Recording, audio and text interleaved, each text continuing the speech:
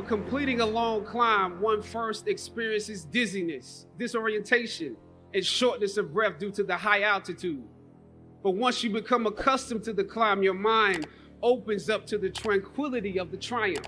Oftentimes, the mind is flooded with realizations that were for some reason harder to come to when you were at a lower elevation. At this moment, most of you need some realizations because right now you have some big decisions to make. Right now, I urge you, this day when you have reached the hilltop and you are deciding on next jobs, next steps, careers, further education, you would rather find purpose than a job or a career. Purpose crosses disciplines. Purpose is an essential element of you. It is the reason you are on the planet at this particular time in history. Your very existence is wrapped up in the things you are here to fulfill. Whatever you choose for a career path, remember the struggles along the way are only meant to shape you for your purpose. In my first New York audition for a professional play, I landed the lead role. From that play, I got my first agent. From that agent, I got an on-screen audition. It was a soap opera. I scored that role too.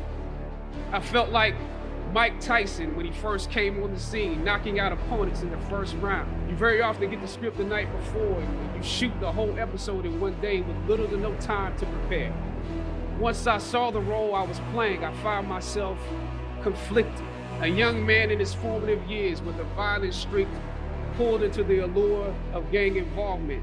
Never judge the characters you play. That's what we were always taught. That's the first rule of acting, and any role play honestly can be empowering. But I was conflicted because this role seemed to be wrapped up in assumptions about us as Black folk. The writing failed to search for specificity. There was barely a glimpse of positivity or talent in the character, barely a glimpse of hope. I would have to make something out of nothing. I was conflicted. It was just my luck that after filming the first 2 episodes, execs of the show called me into their offices and told me how happy they were with my performance.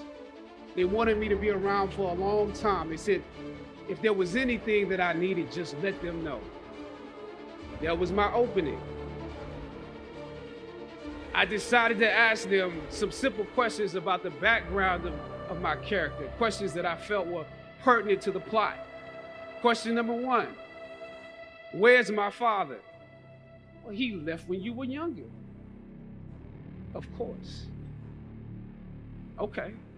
Question number 2, in this script, it alluded to my mother not being equipped to operate as a good parent. So why exactly would my little brother and I have to go into foster care? Matter of factly, he answered, well, of course, she's on heroin.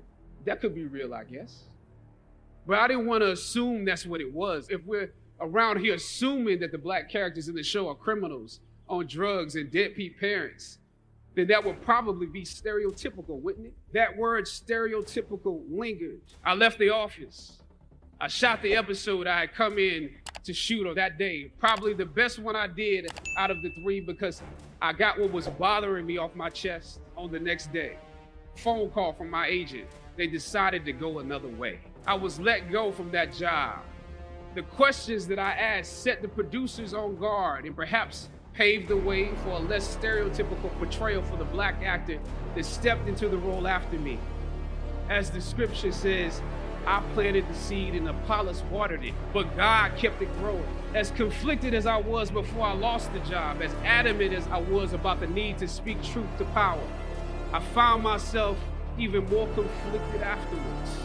My agents at the time told me it might be a while before I got a job acting on screen again. We're hesitant about sending you out to some people right now because there is a stigma that you're difficult.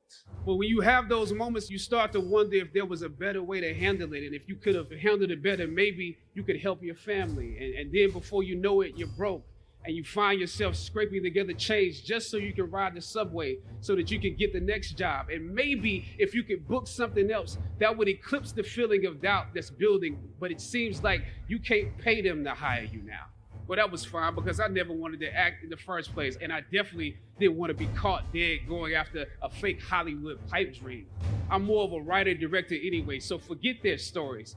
I can tell my own stories. Sometimes you need to get knocked down before you can really figure out what your fight is and how you need to fight it. Sometimes you need to feel the pain and sting of defeat to activate the real passion and purpose that God predestined inside of you. God says in Jeremiah, I know the plans I have for you, plans to prosper you and not to harm you, plans to give you hope and a future. When I dare to challenge the system that would relegate us to victims and stereotypes with no clear historical backgrounds, no hopes or talents, when I questioned that method of portrayal, a different path opened up for me, the path to my destiny. When God has something for you, it doesn't matter who stands against it.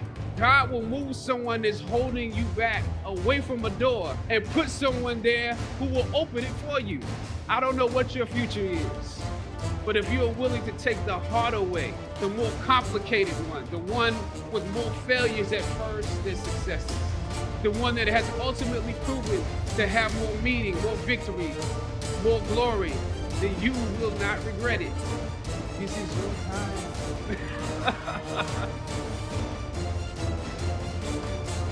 The light of new realization shines on you today. Press on with pride and press on with purpose. Invest in the importance of this moment. So savor the taste of your triumphs. Don't just swallow the moment whole without digesting what has actually happened here. In your breath, in your eyes, in your consciousness. Look down over what you conquered and appreciate what God has brought you through.